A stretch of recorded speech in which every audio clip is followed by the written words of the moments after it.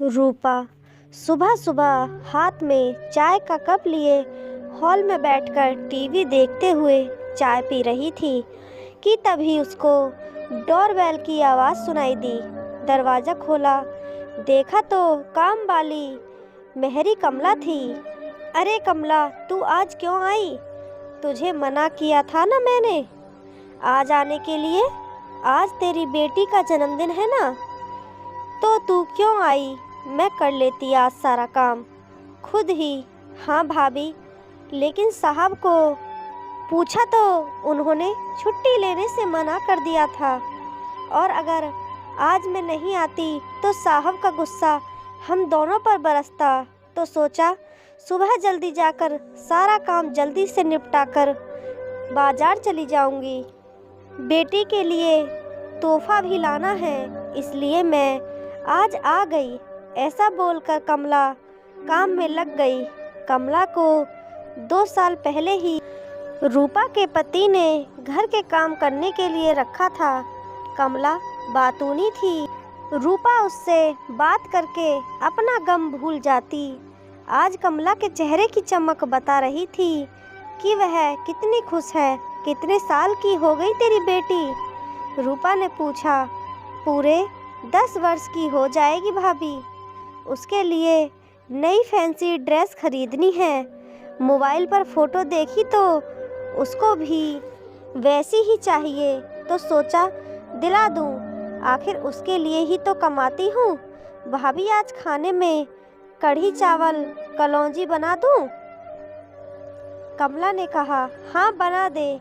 वैसे ही बस मुझे ही खाना है, आज सब बाहर ही खाने वाले हैं। और जाते वक्त मुझसे कुछ पैसे ले जाना। मेरी तरफ से भी अपनी बेटी के लिए कुछ ले लेना। साहब का रूम अच्छे से साफ करना। तुझे तो पता ही है कि थोड़ी भी गंदगी दिखी तो गुस्सा 7वें आसमान पर होगा। रूपा ने कहा, जी भाभी, सब अच्छे से साफ कर दूंगी, आप चिंता मत करो। कमला ने काम करते करते बातें शुरू कर दी। भाभी, एक बात पूछूं आपसे? आपकी शादी को कितने साल हो गए? कल पूरे 3 साल हो जाएंगे। रूपा ने कहा, मतलब कल आपकी शादी की सालगिरह है? कमला ने कहा। रूपा ने टीवी देखते हुए हाँ में सिर हिला दिया। फिर तो कल घर में खूब जश्न होगा, है ना भाभी? अरे नहीं, इस बार शादी की सालगिरह का जश्न नहीं होगा। रूपा ने कहा, ऐसा क्यों? पिछली बार तो हुआ था। आप तो नसीब वाली हो जो इतना अमीर और नामी ससुराल मिला आपको। साहब की इतनी अच्छी कमाई है, फिर भी आप जश्न नहीं करोगी, ऐसा क्यों? कमला ने कहा, अरे तू यहाँ मुझसे बातें ही करती रहेगी या घर जाकर अपनी बेटी की जन्मदिन की तैयारी भी करेगी? रूपा ने बात को टालते हुए कहा, अरे हाँ, मैं भी ना कितनी पागल हूँ, बातों में लग जाती हूँ। इतना कहकर कमला काम निपटा कर चली गई। तभी मोबाइल की घंटी बजी। रूपा ने देखा तो उसकी सास शांति जी का फ़ोन था। शांति जी, जो कि एक समाज सेविका थी, जो महिलाओं के खिलाफ होने वाले घरेलू हिंसा और अत्याचारों के खिलाफ समाज में जागरूकता का फैलाने का काम करती थी। वो समाज सेवा के काम से कुछ दिनों के लिए बाहर गई थी। रूपा ने फ़ोन उठाकर हेलो कहा तो वो कहने लगी, रूपा, तुम्हारी शादी की सालगिरह पर सेलिब्रेशन के लिए मैंने इस बार 5 स्टार होटल बुक कर दिया है। इस बार घर पर जश्न नहीं होगा। शांति जी ने कहा, लेकिन माँ जी, मुझे कोई पार्टी वार्टी नहीं करनी है। सुन लिया अमर? शांति जी ने कहा। रूपा को समझ में आ गया कि माँ जी ने कॉन्फ्रेंस कॉल करके अमर रूपा के पति को भड़काने का काम किया है। इतना सुनते रूपा के हाथ पांव ठंडे हो गए। वो मैं ये कहना चाह रही थी कि मुझे पार्टी नहीं करनी, ना ही किसी पार्टी में जाना है। रूपा ने लड़खड़ाती जुबान में डरते हुए अपनी मन की बात कही। तुमसे कोई सलाह नहीं मांग रहा, जितना बोला जाए उतना किया करो, ज़्यादा जुबान चली तो पता है ना। चुपचाप पार्टी के लिए चली आना, समझी। इतना कहकर फ़ोन काट दिया। रूपा वहीं सोफे पर धम से बैठ गई और अपनी पुरानी यादों में चली गई। उसे पुरानी भूली बातें और पुराने जख्म जैसे सब ताज़ा हो गए। वो सोचने लगी, कैसे भूल जाऊं जो पिछले साल अमन ने मेरे साथ किया था। वैसे तो हर रोज़ ही होता है, लेकिन उस दिन सब मेहमानों के सामने पार्टी में अमन ने रूपा पर हाथ उठाया था। कितना रोई थी तब रूपा। सब वही थे उस वक्त, लेकिन किसी ने कुछ नहीं किया। सासू माँ ने सबके जाने के बाद कहा, पति पत्नी में छोटे मोटे झगड़े तो होते ही रहते हैं। चाचा चाची भी समाज की दुहाई देकर रूपा को रोता हुआ छोड़कर चले गए। रूपा के माता पिता का स्वर्गवास बचपन में ही कार एक्सीडेंट में हो गया था। 5 साल की थी रूपा उस वक्त। बड़े होने पर अमर से उसकी शादी चाचा चाची ने पैसों के लालच में कर दी थी और अपना पीछा छुड़ा लिया। किसके पास जाए अपना दुख कहने। तलाक लेकर अकेली रहने में भी डरती कि दुनिया क्या कहेगी। कोई सहारा देने वाला भी नहीं था। अमर और शांति जी उसे बात बात पर धमकी देते कि अगर हमसे बैल लिया तो फिर न घर की बचोगी न घाट की। अभी जो रोटी कपड़ा मिल रहा है वो भी बंद हो जाएगा। बदनामी होगी सो अलग, मतलब इसमें कुल मिलाकर सिर्फ तुम्हारा घाटा ही है। रूपा डर के उनके मारपीट और घरेलू अत्याचार हर रोज सहती रहती और अंदर ही अंदर घुटती रहती। बस यही कारण था कि अमर की हिम्मत और बढ़ गई थी। शराब पीकर मारपीट करना, गाली गलौज करना, अब तो यह आम बात हो गई थी। यह सब सोचते सोचते रूपा का सिर दर्द करने लगा था। तभी डोरबेल बजी। दरवाज़ा खोला तो अमर सामने खड़े थे। इतना भी पूछने की हिम्मत नहीं हुई कि आज इतनी जल्दी कैसे आए। तभी अमन ने कहा, जाकर खाना लगाओ। अमर के लिए रूपा खाना लगाने लगी। अमर खाना खा रहा था। रूपा वहीं पास में खड़ी थी कि तभी एक जोरदार थप्पड़ रूपा के गालों पर अमन ने दे मारा, यह कहते हुए कि स्टैंडर्ड खाना बनाना नहीं आता, कम से कम बनवाना तो सीख लेती। और खाने की थाली छोड़कर उठ कमरे की तरफ जाते हुए कहा, सुनो, कल पार्टी है, कोई नाटक मत करना। पिछली बार की तरह और किसी अच्छे पार्लर से तैयार होकर आना, समझी। रूपा गाल पर हाथ रखे वहीं ज़मीन पर बैठकर रोते रोते सोचने लगी कि उसे पता होता कि अमर घर पर ही खाएंगे तो उनकी पसंद का ही खाना बनवाती। रोते रोते कब आंख लगी पता ही नहीं चला। सुबह अमन ने पैर से रूपा को मारकर जगाया तो रूपा सोचने लगी कि क्या सच में यही उसका नसीब है। खाना पीना, पैसा, शोहरत, ऐशो आराम सब कुछ था उस घर में रूपा के लिए, सिवाय उसके आत्मसम्मान और प्यार के। दुखी मन से रूपा ने अमर के लिए नाश्ता बनाया और नाश्ता करके अमर ऑफिस चले गए। तभी कमला आ गई। आज बातूनी कमला भी चुपचाप अपना काम कर रही थी।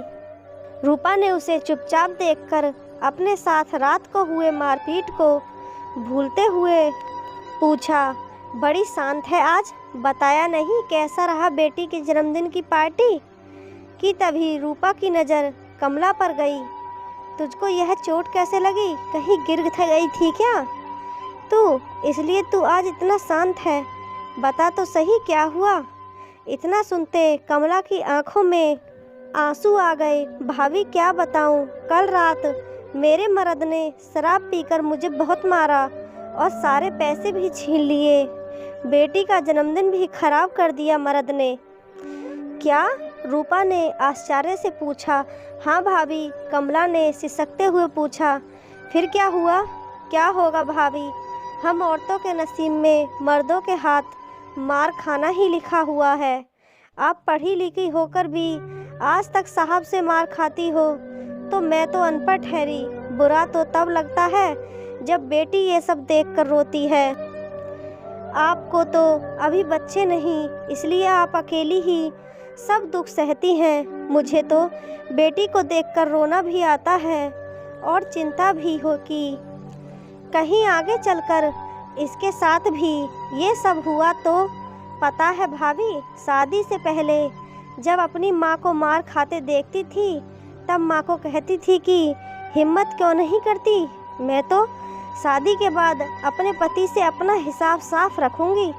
इज्जत के बदले इज्जत, प्यार के बदले प्यार और मार के बदले मार। कब तक बर्दाश्त करूंगी।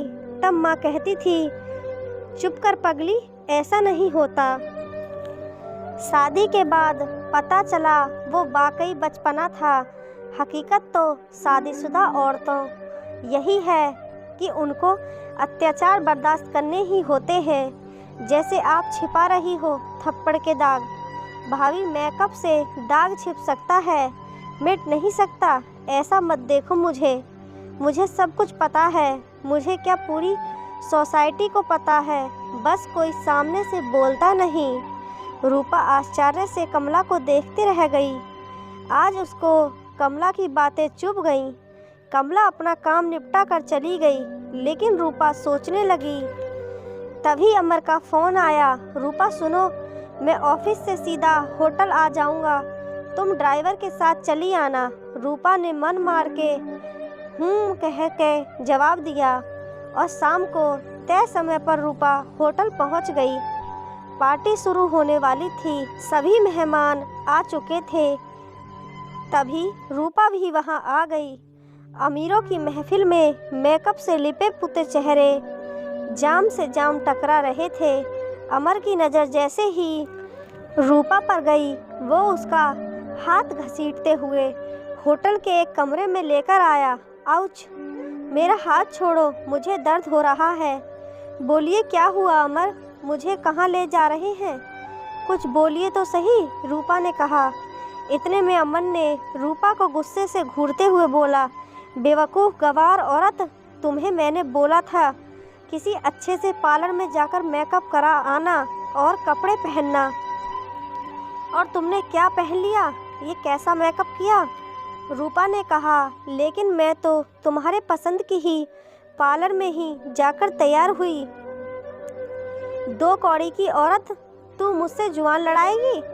अभी बताता हूँ तुम्हें। अमन ने रूपा का हाथ पकड़कर उसके बालों को पकड़ते हुए जैसे ही अपना हाथ उठाया रूपा के गाल पर थप्पड़ मारने के लिए कि तभी रूपा में आज ना जाने कहां से इतनी हिम्मत आ गई कि उसने अमर का हाथ पकड़कर झटक दिया और अपने दूसरे हाथ से उसने उसको आज एक के बाद एक लगातार कई तमाचे मारे।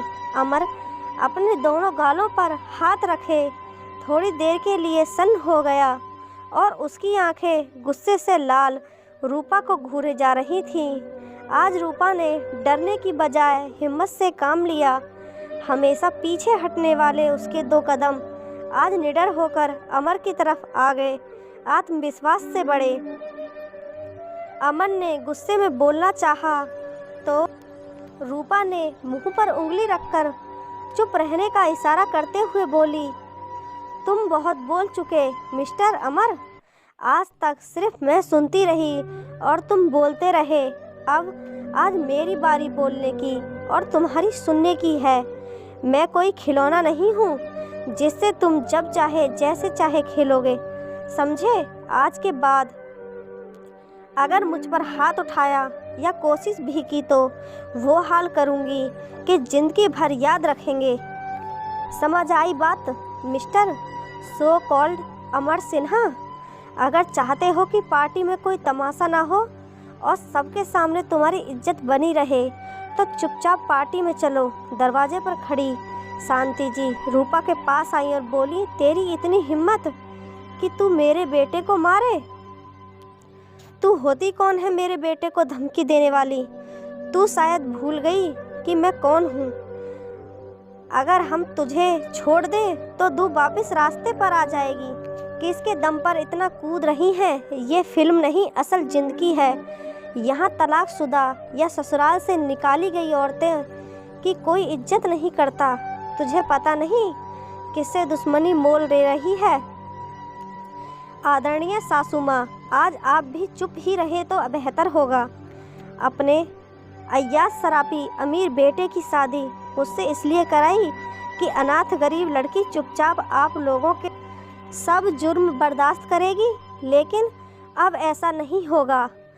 अब चुप रहने की बारी आपकी, वरना जिस समाज और मीडिया में लोग आपको देवी मानते हैं, जो औरतें शांति देवी को न्याय और महानता की मूर्ति समझते हैं, वही औरतें समाज मीडिया जब देवी समझी जाने वाली शांति जी को खुद उसी जुर्म की सज़ा भुगतते देखेंगी तो कितनी इज्जत रह जाएगी, ज़रा सोच कर देखिए।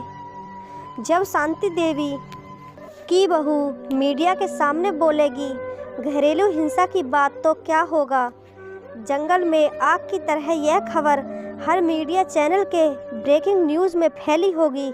उम्मीद करती हूँ अब आपकी समझ में आ गई होगी मेरी बात। और क्या कहा आपने कि मुझे अगर आप लोग छोड़ देंगी या तलाक दे देंगे तो वो गाना सुना है आपने, इसमें तेरा घाटा। इसलिए बेहतर होगा मुझे आप ये धमकी ना दें, क्योंकि मेरे पास कानून है जहां मैं न्याय मांग सकती हूँ। सही कह रही हूँ ना मैं? मेरी चुप्पी को आप दोनों ने मेरी कमजोरी समझ रखा था, पर अब और नहीं। अब बस मैं पढ़ी लिखी आज की नारी हूँ, अपने सभी सामाजिक और कानूनी अधिकार भी जानती हूँ। मुझे आपकी दया की ज़रूरत नहीं। नारी कोई मूर्ति नहीं, इंसान है। ये बात हमेशा याद रखिएगा।